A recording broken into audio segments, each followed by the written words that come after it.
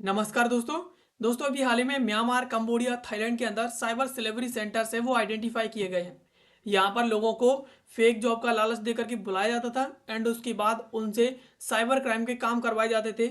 उन्हें cyber fraud के क्षेत्र में धकेल दिया जाता था और इसमें हजारों इंडियंस पूरी तरीके से ट्रैप्ड हैं।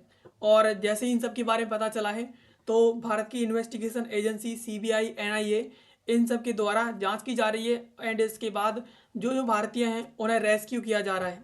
और इसमें ज़्यादातर जो इंडियंस हैं वो जॉब रैकेट के चक्कर में फंसे हैं। जॉब के लिए गए थे और यहाँ जा कर के साइबर क्राइम जैसे काम करना इनके द्वारा शुरू कर दिया।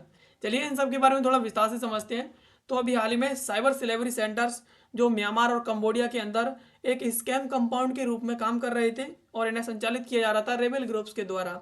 यहाँ पर जो इंडियन यूथ था वो यहाँ पर उन्हें फेक जॉब का लालच दिया जाता था, उन्हें प्रॉमिस किए जाते थे एंड जैसे ही ये यहाँ पर पहुँचते थे इन्हें साइबर फ्रॉड के क्षेत्र में धकेल दिया जाता था, इनसे साइबर क्राइम करवाया जाता था।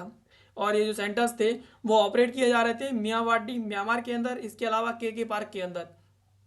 और जैसे ही विक्टिम यहाँ पर पहुंचते थे, जो पीड़ित थे वो यहाँ पर पहुंचते थे, उनके पासपोर्ट और इनसे सीज कर दिए जाते थे, इनसे छीन लिए जाते थे एंड इसके अलावा इनसे 15 से 18 घंटे लगातार काम करवाया जाता था।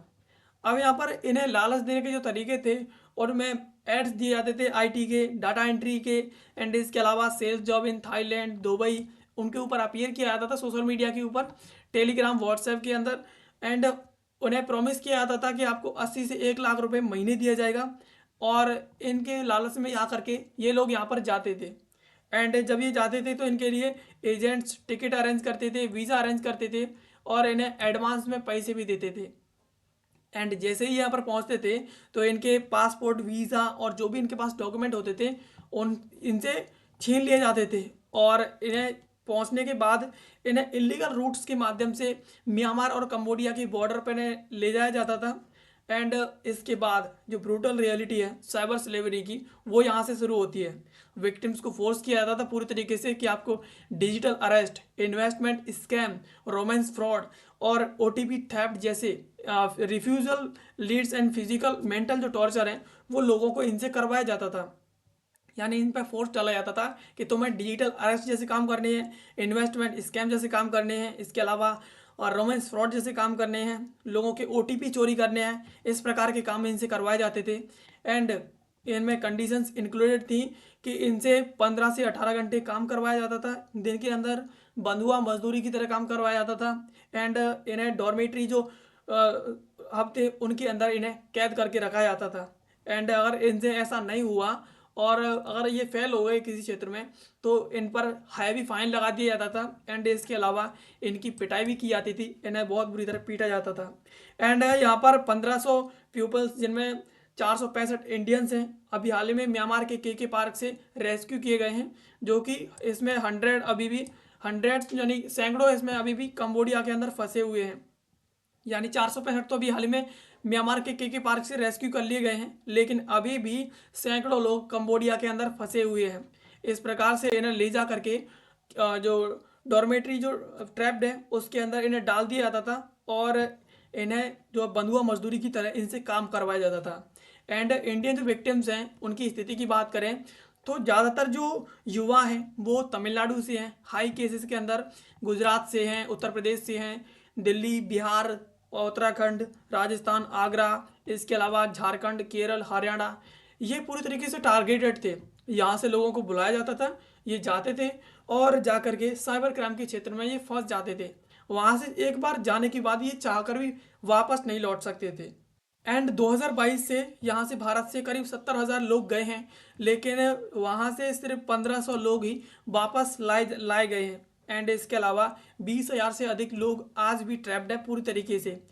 रिसेंट रेस्क्यू की बात करें तो 300 से अधिक जो है लोग अभी हाल ही में म्यांमार से लाए गए हैं दिल्ली के लिए। एंड इसमें जो 6 लोग हैं वो बिहार से हैं एंड इसके अलावा 9 लोग हैं वो उत्तराखंड से हैं जिन्हें अभी हाल ही में बचाया गया है। एंड गवर्नमेंट एक्शन की बात करें तो सीबीआई, दिल्ली, गुजरात, हरियाणा पुलिस के द्वारा एजेंट्स जो इन्हें ले जा करके इन साइबर हब में सौंपते थे वो अभी हाल ही में इनके द्वारा अरेस्ट किए गए हैं। एंड इसके अलावा एमईए के द्वारा यहाँ पर रेस्क्यू ऑपरेशन है वो कंडक्ट किए जा रहे हैं। एयरपोर्ट पर चेक किया जा रहा है, अवेयरनेस कैंपेन्स चलाए जा रहे हैं। इसके अलावा रिपेट्रिएशन किया जा रहा है आईएफ प्लेन्स के द्वारा। एंड इसके अलावा यहाँ पर बाईलेटरल जो एग्रीमेंट है उसकी भी ज़रूरत है, यानी किसी दूसरे देश के अंदर हम जाकर के किसी अपने लोगों को रेस्क्यू करेंगे तो वहाँ पर बाईलेटरल जो एग्रीमेंट्स हैं उनकी भी उस देश के साथ काफ़ी ज़्यादा ज़रूरी है कि होने चाहिए। एंड डाटा थेफ्ट रिस्क की बात करें तो यहाँ पर ज़्यादातर जो इन लोगों का डाटा चोरी हो जाता है उसमें पासपोर्ट, फ़ोन, डॉक्यूमेंट ये सीज कर दिए जाते थे। एंड इसके अलावा पर्सनल डाटा है वो भी इनसे चोरी कर लिया जाता था सोशल मीडिया के थ्रू। एंड इसके अलावा चोरी किए गए डाटा में पासपोर्ट, वीज़ा डिटेल्स, इसके अलावा phone number, contact names and address, and इसके अलावा बैंक डिटेल्स, आधार, पैन कार्ड, ये डार्क वेब पर लीक कर दिए जाते थे। एंड इसके अलावा फ़ोटोज़ और इसके अलावा सोशल प्रोफाइल्स ये भी यहाँ पर जो बुरी तरह चोरी कर लिए जाते थे। एंड रेस्क्यू स्टेटमेंट जो रिवील किए गए हैं एजेंट्स के द्वारा कि उनके द्वारा ये जो डिटेल्स हैं वो शेयर किए जाते थे कि इस तरीके से उन्हें धमकी दी जाती थी। एंड इसमें ये जो 3 लोग आपको दिख रहे हैं ये एजेंट्स हैं जिनके द्वारा अपने सोशल मीडिया प्रोफाइल्स पर ये अपने फ़ोटोज शेयर किए हुए हैं और इनके द्वारा जा करके लोगों को ले जा करके जो है पूरी तरीके से साइबर हब को जहाँ सौंपा जाता था कि हमारे द्वारा ये जो क्लाइंट्स हैं आपको सौंप दिए गए हैं, इनसे आपको जो करवाना है करवाओ। एंड इस प्रकार से यहाँ पर हब बनाए जाते थे और हब बना करके इन लोगों से 15 से 18 घंटे काम करवाया जाता था। एंड अगर कोई चंगुल में नहीं आता था तो सीधा कोई लोग पुलिस बन करके इस प्रकार से फेक आईडी बना करके पुलिस की जो रेलवे है, रेलवे स्टेशन है उनके पास, एयरपोर्ट वगैरह पे लोगों की जो चेकिंग की जाती थी और उन्हें धमकाया जाता था कि तुम पर इतने केसेस लगे हैं और तुम्हारे जो कार्ड है, आधार कार्ड है, इस पर जो है इस प्रकार से पोर्नोग्राफी की और अदर जो केसेस है वो लिंक्ड है, तो जो है आप अब इसकी फाइन भरिए और हमारे साथ चलिए। तो इस प्रकार से लोगों को धमका करके ले जाया जाता था और उनसे जो है इस प्रकार से काम करवाए जाते थे।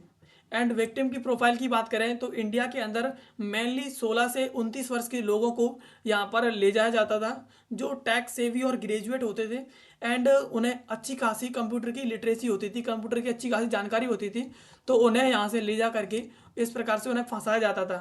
और इनमें भी ज़्यादातर लोग अनएम्प्लॉयड होते थे, गरीब होते थे, रेडी होते थे दूसरों के, एंड इसके अलावा रूरल अफेक्टेड एरियाज़ के होते थे और डिजिटली पूरी तरीके से फ्लुएंट होते थे।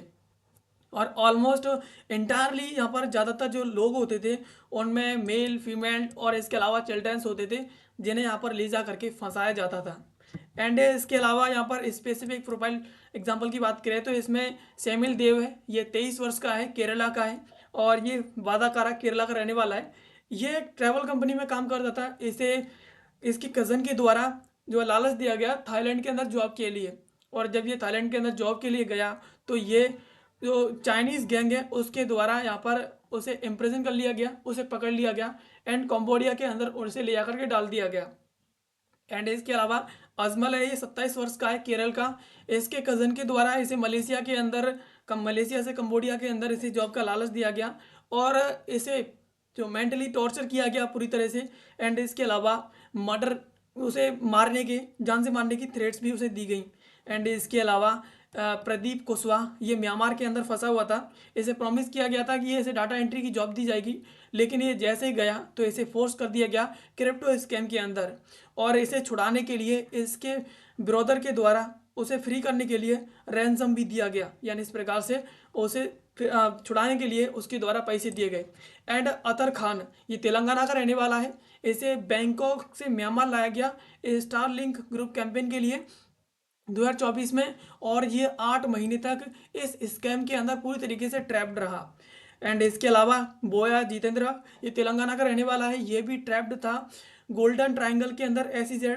इसे टॉर्चर किया जाता था मिसिंग टारगेट्स के लिए। एंड इसके अलावा इसे एम्बेसी के द्वारा भारत में डिपोर्ट किया गया था, यानी लाया गया था। यानी जैसे ही इसे अपने टारगेट पूरे नहीं कर पाया जाता था तो इसे जो है टॉर्चर किया जाता था, पूरी तरह मारपीट की जाती थी।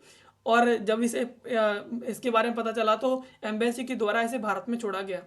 एंड इसके अलावा अन्य जो 6 लोग हैं उनमें एक बंगाल का है जो हावड़ा सिलीगुड़ी का रहने वाला है। एंड इसके अलावा नील, इससे बैंकॉक में जॉब के लिए 1.5 लाख रुपए फीस ले लिया गया था। सद्दाम, ये दिल्ली के फॉर्म का है, इसे लाओस के अंदर कैद करके रखा गया था। एंड वेस्ले, इन्हें साल 2022 में इन्हें रेस्क्यू किया गया था। तो इस प्रकार से काफ़ी लोग हैं जो पूरी तरीके से ट्रैप्ड थे, इन्हें यहाँ पर ले आकर के फंसा दिया गया था। तो दोस्तों ये थी खबर जिसको आज के इस वीडियो में हमने समझा। एंड ऐसी वीडियोस के लिए आप हमें सब्सक्राइब कर लीजिए। मिलते हैं किसी अगले वीडियो में किसी नए और महत्वपूर्ण टॉपिक के साथ। तब तक के लिए आप सभी का बहुत बहुत धन्यवाद।